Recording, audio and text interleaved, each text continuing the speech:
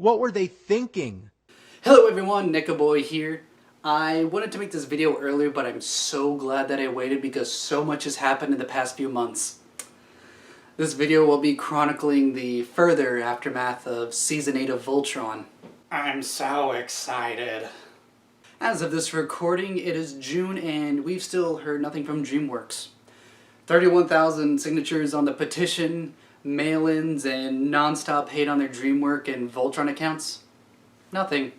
Fan art is more popular than official posts. Why are they so adamant to stick with such a universally hated ending? People from various countries have hated this. It may be years until we know the full details of what actually happened. And that sucks. We'll be getting into behind the scenes later.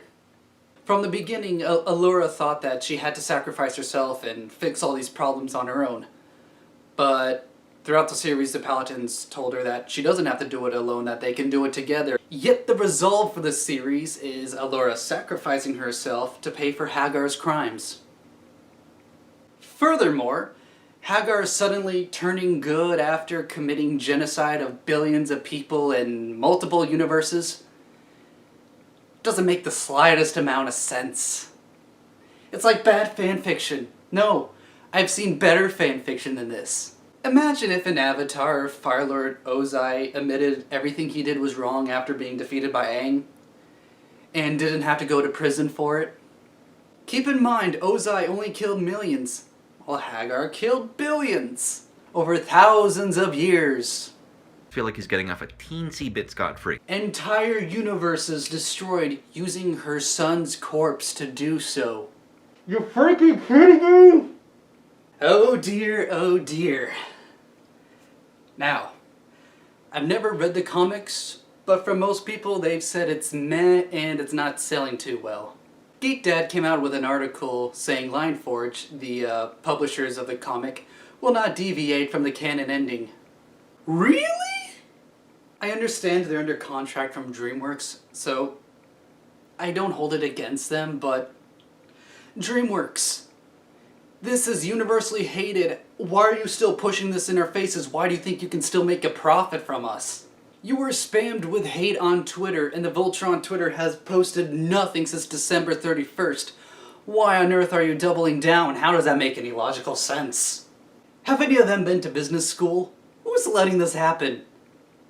Even when the show was doing well, the toy sales weren't that great for quality reasons. However, there is a silver lining to this. As of May, Geek Dad released another article with another statement from Lineforge saying they will discontinue the comics. Now, I feel sorry for the employees who work at Lineforge, but we dodged a bullet and I am so freaking thankful I don't need to go through that trauma once more. It is possible this has to do with the merge with another publisher, but at the very least, I'm still thankful, and it's possible that part of the reason is because they are actually listening to us. Can't say the same for DreamWorks. Now, I already made a video on this, but one of the most hilarious moments during this time was when Bex Taylor, the voice of Pidge, got mad at me for tweeting, "I'll stick with the real ending, but thanks." She relit the fandom inferno over Season 8. That was so crazy and petty, and I still can't believe she responded to me. Though, the funny thing is she didn't directly reply to me, she just made a general tweet right after my tweet. So, it's kinda clear she was asking for the attention. Which, what I've heard from many fans, it's not the first time. I really love Pidge as a character. Unfortunately, I cannot say the same about her voice actor.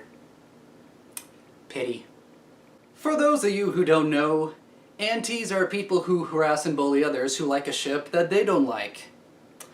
Basically, it's teenagers and even adults acting like children. How dare you like strawberry? Chocolate is the only flavor that matters. Unfortunately, the Voltron fandom is infamous for them, even by outsiders. They've harassed both staff and fans alike, calling them names like pedo and saying they support incest because they ship Sheath. The showrunners did nothing to combat this. No public statements denouncing this or defending their staff and fans. Nothing.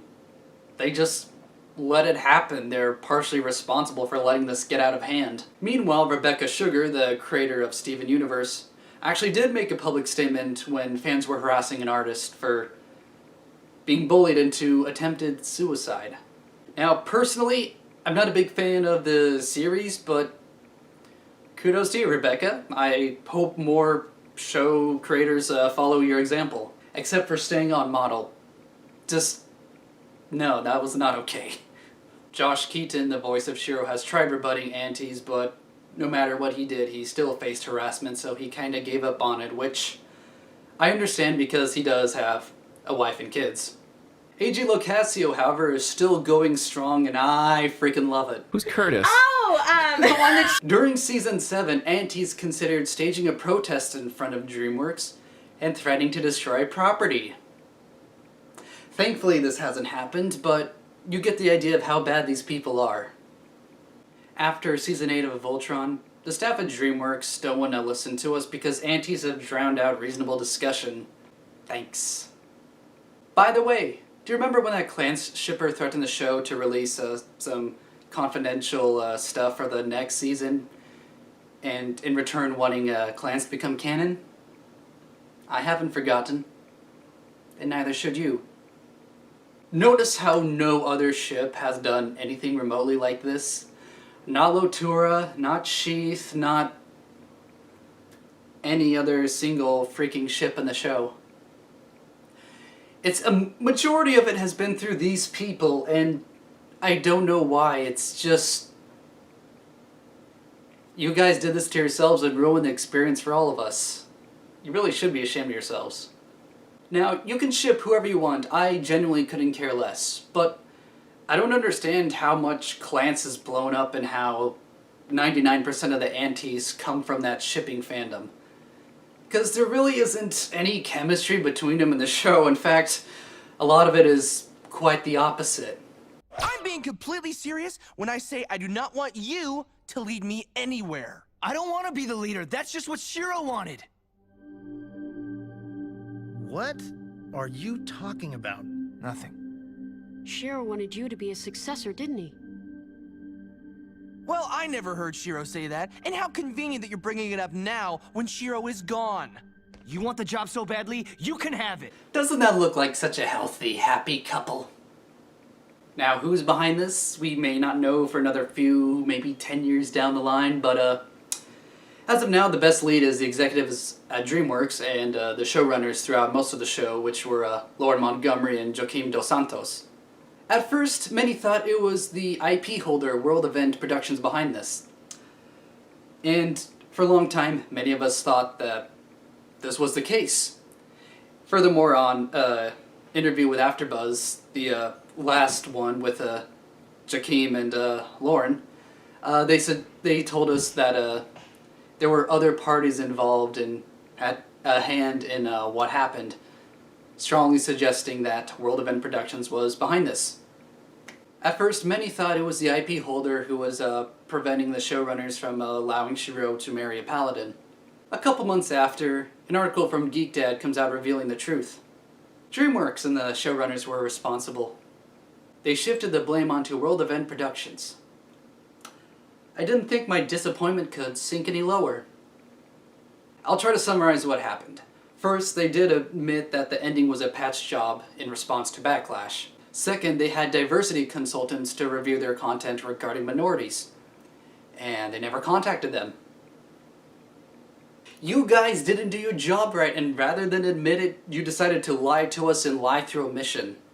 You must have been pleasant people to work with. I hope your employers know what they're getting into. If I was to write a story about something I have no experience in, like engineering or discrimination of a minority that I am not, I would consult people who have experience with said topics. That's just common sense and decency to your audience. A prime example of this is the movie Coco.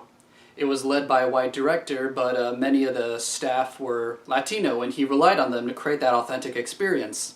To further elaborate on the AfterBuzz interview with the showrunners, they said they considered killing off Hunk and replacing him with Oxka for the Yellow Lion. Because killing off one lead minority was not enough. How dare you touch my boy? My boy. On top of that, they even considered killing all of the paladins for the ending. How about no? I'm sorry, but you guys are horrible writers. Killing off characters just for the sake of it is not edgy or deep. There has to be a reason behind it. By the way, Voltron fans, did you notice how everyone's family was shown except for Shiro's? We had plenty of scenes with the Holt family in Season 7 and 8, but we still got nothing for Shiro. We know absolutely nothing about his family. They did not plan out their story right. They did not balance their story very well. There's more questions than answers with this ending. Holy crap, I thought the fire died, but it looks like the phoenix has risen. Well, that's all I have for this topic. Unless a re-edited Season 8 comes out, I probably won't touch this topic again. Thank you all for watching, and please check out this sheet scene that I am a part of. I made a EP for. And please check out all these other amazing projects from fans who have fixed the ending and have done a marvelous job. Some of them posted this content just days after the ending, and that shows you how talented and how dedicated they are. Well, hope to see you guys later. Sayonara. How dare you touch my son? Oh boy, my favorite. Hello everyone, this is Neko Boy here.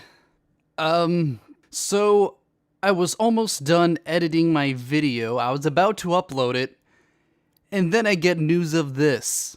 Do I even need to explain it? I really don't, but I will anyways. Today is July 10th, and the Voltron Twitter is still silent. And yet they're still trying to push new merc on a hot topic. Particularly this shirt. This is offensive for so many reasons. This is a character everyone complained about being killed off unnecessarily. And you're trying to push her death onto us. This is like the equivalent of a shirt of debris to represent Adam's death. This is something people vehemently hated, and you're trying to market it to us months after, thinking we'll get over it or something. No, everyone who is pissed about it is still pissed. It is not going away. You are not actually trying to do anything to fix it. You actually think you can milk money from us months afterwards. I do not know how you can be this tone deaf. I didn't think you could be even more tone deaf. And yet every time you manage to outdo yourself, I'm running out of things to say. This is just so freaking stupid. Wow, you guys have dug your own hole a mile into the earth. There's no way you're getting out. F you. Fuck all of you responsible for this. This is not okay. You guys could have put resources towards editing the ending of Season 8. It could have been a director's cut or something for the DVD. But instead you put your money towards merc that nobody wants. I can't say anything else. This is just so f***ing stupid. Signing off, I guess. Ugh.